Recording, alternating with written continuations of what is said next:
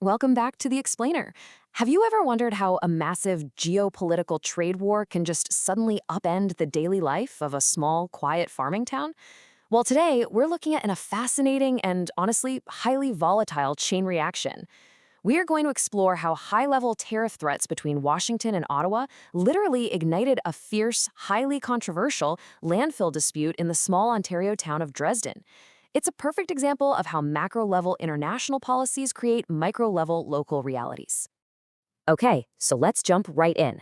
On our agenda for today, we've got the cross-border trash trade, tariffs and trade friction, the resulting Michigan backlash, Ontario's legislative panic, the local Dresden dump dispute, and finally, circular economy solutions. Starting right off with Section 1, the cross-border trash trade and the everyday reality of international waste. 3.44 million. Take a second and just wrap your head around that number. That is the amount, in tons, of municipal solid waste that Ontario exports to the U.S. every single year. To put that into perspective, that's roughly the weight of 10 Empire State Buildings, made entirely out of garbage. And the vast majority of this massive, continuous logistics operation flows straight across the border into Michigan landfills. Now, as you can probably guess, this creates a pretty deep structural vulnerability. Out of the 12.75 million tons of waste Ontario manages annually, 73% stays domestic, but a massive 27% gets exported. Over a quarter of Ontario's trash relies entirely on an open border and cheap American landfills. It's a delicate balancing act that is basically just waiting for a disruption. Which brings us to Section 2, tariffs and trade friction, and the geopolitical clash that disrupted the whole system. Things escalated, and I mean they escalated incredibly fast. In February of 2025, U.S. President Donald Trump initiated 25% tariffs on Canadian imports. In a really rapid tit-for-tat retaliation, Ontario Premier Doug Ford briefly imposed a 25% surcharge on electricity exported to the U.S. before suspending it to de-escalate tensions. By July 2026, the Bedrock Trade Agreement, CISMA, or the USMCA, was denied a long-term extension by the U.S., shifting instead to highly unpredictable rolling annual reviews. The political relationship had seriously deteriorated. The rhetoric was absolutely red-hot on both sides of the border. Ontario Premier Doug Ford took a hardline stance, stating, "Until the threat of tariffs is gone for good, Ontario won't back down." And when national leaders start using trade as a weapon, states and provinces are forced to scramble. They have to protect their own interests and find leverage wherever they can. Let's look at how that scrambling played out in Section 3, the Michigan backlash. So why does all this trash flow specifically to Michigan? Well, it all comes down to cold, hard cash. Historically, Michigan's state-levied landfill tipping fee has been just 36 cents per ton. Compare that to Ohio at $4.75 or Wisconsin going up to $13. It's rock-bottom cheap.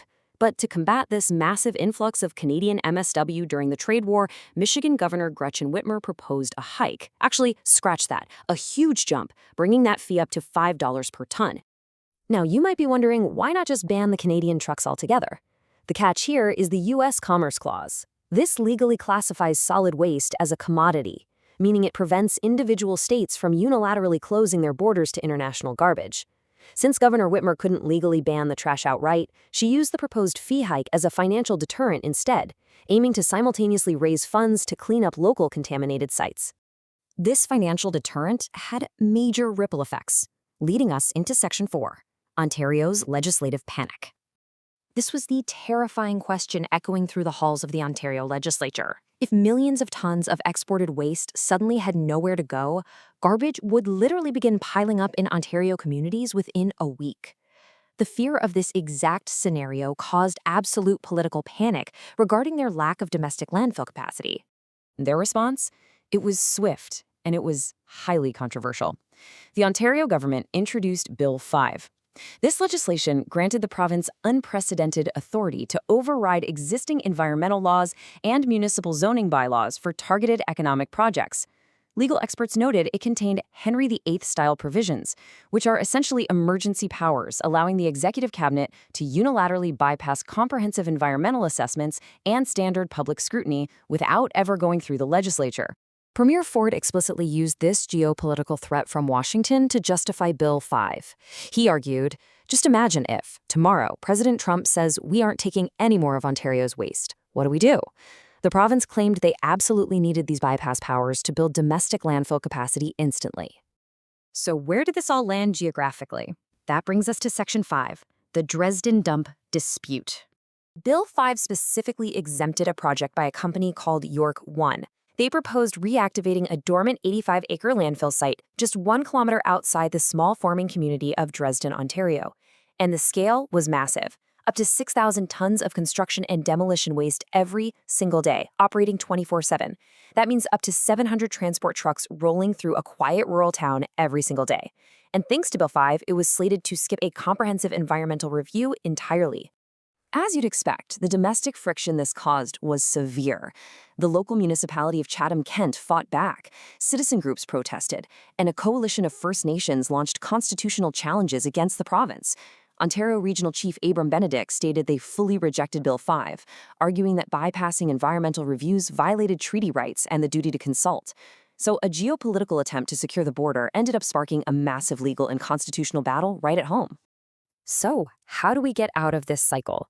Let's move to Section 6, the circular economy solution. Because look, the underlying math here is incredibly stark, regardless of who is in the White House or what the USMCA tariffs are doing. Between 2021 and 2026, Ontario's waste generation went up by 17%, while its available domestic landfill capacity dropped by 18%. You literally cannot tariff your way out of that math. The current trajectory of municipal solid waste management is simply unsustainable without systemic change. To build true domestic resilience, we need 3 crucial steps. First, stabilizing extended producer responsibility, or EPR programs, making sure the companies creating the packaging actually bear the cost of recycling it. Second, investing heavily in AI-driven sorting technologies. For example, a huge year-to-date headline trend is the 95-wood digital refinery workflow. By operationalizing a Google Pixel 10 Pro with Android 16 and using its light RTAI stack, this digital refinery acts as a sentient bridge between chaotic construction waste and the high-purity biocarbon market. It handles everything from request for quote to certificate of origin, verification, and compliance, completely streamlining the UI/UX to output PDF documentation. Tech like this absolutely secures Ontario's industrial leadership in the global circular bioeconomy. And third, we must expand that domestic circular economy to keep materials out of the ground entirely. We have to shift from being reactive to being proactive. Which leaves us with this final, pretty heavy thought. We've seen how a tariff dispute in Washington can threaten to put 700 garbage trucks a day into a quiet Ontario farming town. It really forces us to ask, how vulnerable is your local environment to global trade warfare? It's a vivid reminder that in our highly connected world, the invisible strings of international geopolitics are firmly attached to the ground right in our own backyards. Thank you so much for joining me for this explainer, and keep asking the big questions.